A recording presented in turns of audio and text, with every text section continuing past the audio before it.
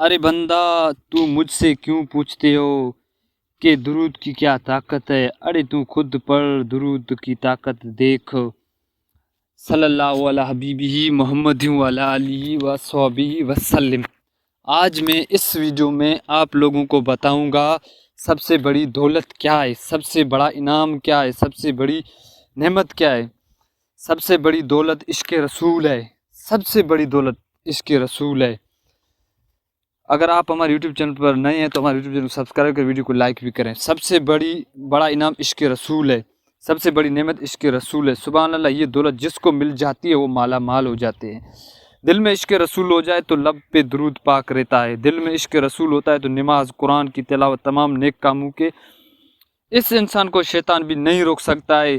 جس شخص کے دل میں عشق رسول ہو وہ شخص ہزار لوگوں کے ہجوم میں ہو سب سے منفرد رکھتا ہے۔ خود کو عشق رسول کھلانے کے لیے کوئی عاشق نہیں بن جاتا، لیکن عاشق رسول کی کچھ نشانیاں ہوتی ہیں۔ سچے عاشق رسول کی پوری امت سے محبت کرتے ہیں، سچے عاشق رسول کثرت سے درود پڑھتے ہیں، سچے عاشق رسول نبی کریم صلی اللہ علیہ وسلم کی امت میں غم میں روتے ہیں۔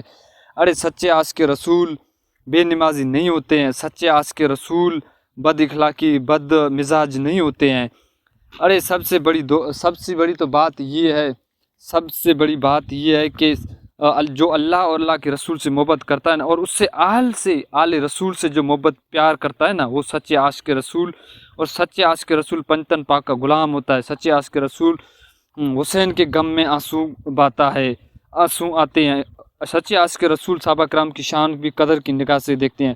سچے عاشق رسول حضور پاک صلی اللہ علیہ وسلم کا نام مبارک سن کر آبے ہو جاتے ہیں، آنکھوں میں آنسو آ جاتے ہیں، بال بکھر جاتے ہیں۔ الحمدللہ ہمارے وطن میں پورے عاشق رسول ہے، ہمارے عاشق وطن میں پوری دنیا میں عاشق رسول، لاکھوں عاشق رسول تعداد موجود ہے جو ناموس رسالت پر اپنی جان مال قربان کر دیتے ہیں، ہر وقت تیار رہتے ہیں۔ اللہ تعالیٰ ایسے تمام عاشقوں کو اللہ پاک سلامت رکھے، خاص طور دور حاضر میں عاشق رسول کے خاص طور پر اس دور میں غازی ممتاز قادری، شہید ممتاز قادری کے جنازے میں آپ نے خود دیکھا تھا کتنا ہجوم تھا۔ یہ عاشق رسول کی کیا مکان ہے، محبت رسول کے دین کے روح کے لیے محبت رسول صلی اللہ علیہ وسلم کی عبادت کے بخار دے۔ ارے گستاخ رسول کی کوئی راہ نہیں ہے، بطور مسلمان نمازی ہو حاجی ہو، لیکن ایسی کوئی بات نہیں ہے، ایسی کوئی بات نہیں ہے کہ وہ جو رسول پاک صلی اللہ علیہ وسلم کی شان میں گستاخی کرے وہ اس کو چھوڑ دیں۔ ارے ذمہ ہے، یہ سب ہر کسی کے ذمہ ہے۔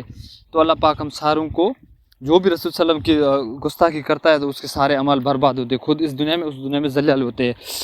تو علامہ اقبال نے کیا خوب کہا ہے کہ محمد کی محبت دین حق کی اول شرط ہے، اس میں اگر خامی ہو تو کوئی سب کچھ ناکام ہے۔